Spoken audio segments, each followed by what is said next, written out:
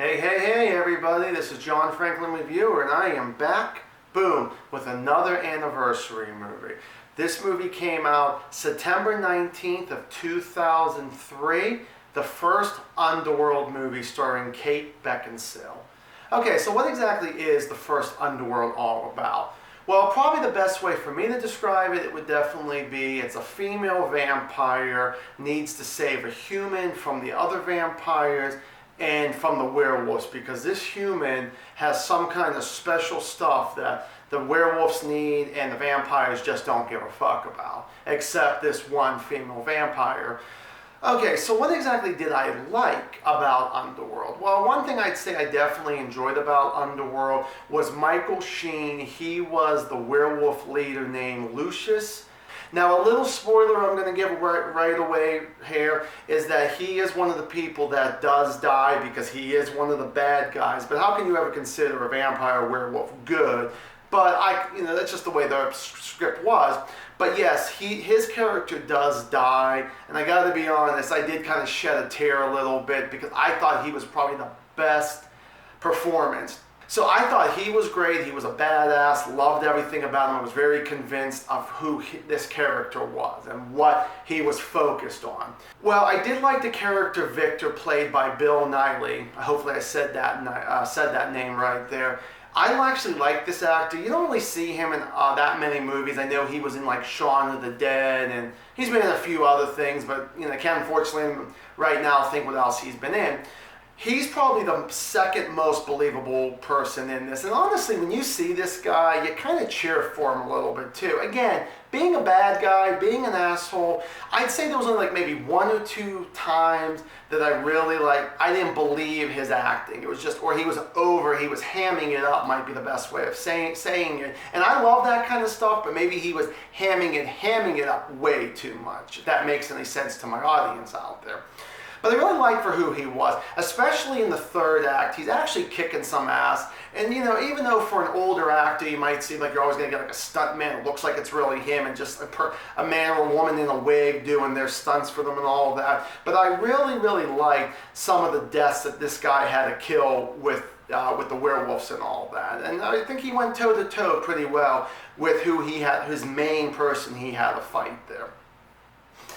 I like the action when they showed it, especially in Act 3. There seemed like that was the biggest. Act 1 had a little bit, and Act 2, somewhat, I gotta be honest. That's pretty much it for my positives, okay? So let's get to the negatives here. The first thing I gotta talk about is Selena, played by Kate Beckinsale, your main character. Now, when this movie came out 15 years ago, I saw this movie at the theaters, I believe with my mom.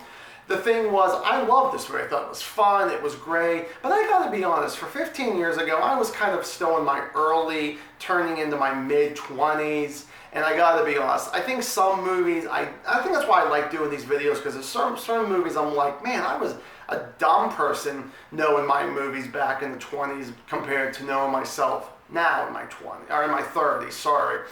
So the thing is that Kate Beckinsale, she was dull and boring, and there were times that I think that she got almost the worst main character dialogue in movie history, I feel like sometimes something comes out of her mouth and it's just like, I don't know if that's the way someone would say that in a movie, actor or actress maybe, but that's just my opinion there. Another person, Michael, played by Scott Speedman. Now, you don't see this guy doing too much. It seems like Underworld is his most popular movies, I feel like. I think he was in the first Strangers, I believe, too. So the thing was, he works in a hospital. They never explain if he's a doctor, a nurse, a janitor, an intern. They don't say any of that stuff. Because I would have loved to see maybe if he was a doctor or something, or a nurse, that maybe he had to actually stitch up Selena with bullet holes, even though she's a vampire and she can heal herself. Just something I would have loved to see. But the thing is that he was just a horrible actor in this. It felt like it was his first time, and some of his reactions of surprise or anger or whatever was just laughable, and I'm sure the director wasn't trying to go that way.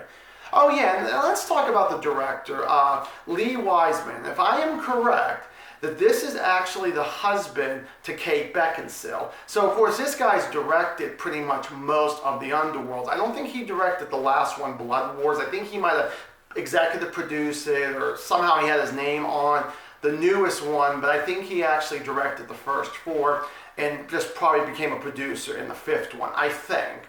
But him as the director, you're directing someone that you're directing your wife and all that. It's almost like Rob Zombie directing his wife. It's not always the greatest kind of thing. And also with the writing, I don't think he wrote it. I think he directed it, but I don't think he wrote it. The script, it was so boring.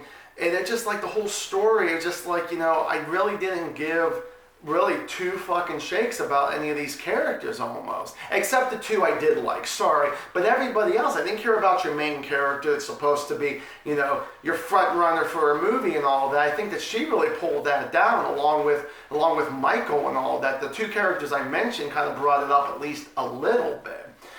Okay, now in the positives, I mentioned the action when it was there.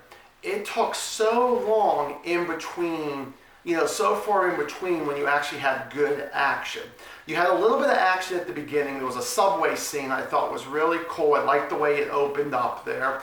You had a little bit of action in the middle in Act 2, but there was a lot of boring dialogue and a lot of actors in here, even though a lot of them were, background characters, we didn't know a whole lot about them. I mean, there was a mansion of vampires, and we don't see a whole lot of. I see them, but we don't know a whole lot about them. I really wasn't thrilled with that.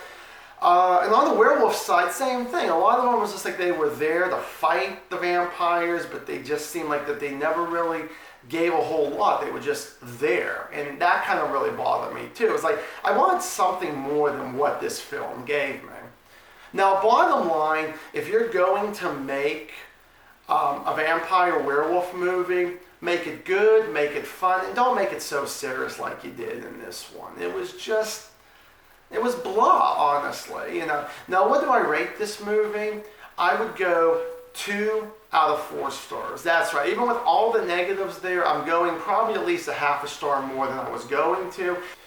So hopefully you guys like this anniversary movie. I will hopefully have some more coming up very, very shortly. If you actually enjoyed this video and you liked even previous ones and all that, please hit that subscribe button, give me a like if you really enjoyed my video there, and you'll definitely have more, more updated videos coming up soon. So thank you once again for watching another anniversary movie. This is Underworld, and as always, stay awesome.